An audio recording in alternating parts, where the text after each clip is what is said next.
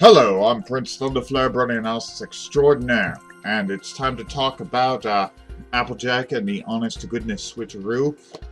This is the most recent of Burroughs' books. There's going to be a Fluttershy book coming out next year and a couple Daring Do books by him, but that's next year. I'll have to review those when they come out. So, yeah, I'm pretty much all caught up on Burroughs' work. So, let's get to it.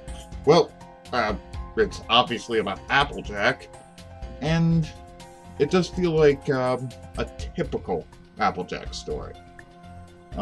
That's kind of a weird thing to say, but let me explain what the plot is. The primary conflict is that there's sort of a competition for examination of various apple farms, and obviously Sweet Apple Acres is being put forward for consideration. And the winner gets some exclusive rights and some new land. So it's a big deal, and Applejack really wants this. So of course she asks her friends to help her, spruce up the farm so it makes a really good impression. And yeah, and it's pretty obvious this is going to be a little difficult because, her friends are not farmers by trade. They have different ways of doing things than her. I always felt that the best way to put conflict in Applejack is to put her in a position where she is uncomfortable or less capable of handling things, as opposed to just make her go crazy over something. But that's just me. There's also another little side story that kind of helps enhance this conflict. Lost my train of thought for a moment. Granny Smith gives Applejack a sketchbook that AJ's mother had. Apparently, AJ's mother was an artist to a certain degree. Not sure if that was her special talent, but she certainly had a talent for drawing. And she starts using that as a diary.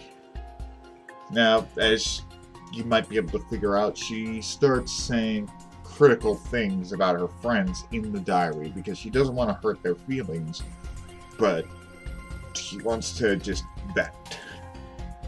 And it's really rather interesting, and as you can guess from the title, what happens is someone takes that instead of the diary they were sharing, as per Castlemania. So, it's a very interesting story. If you don't like Applejack, don't expect this to cause the epiphany. But if you do enjoy Applejack and do like her stories, you'll enjoy this. It's well structured. It's a very good story.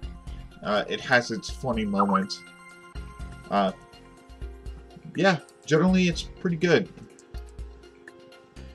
Don't really have much else to say.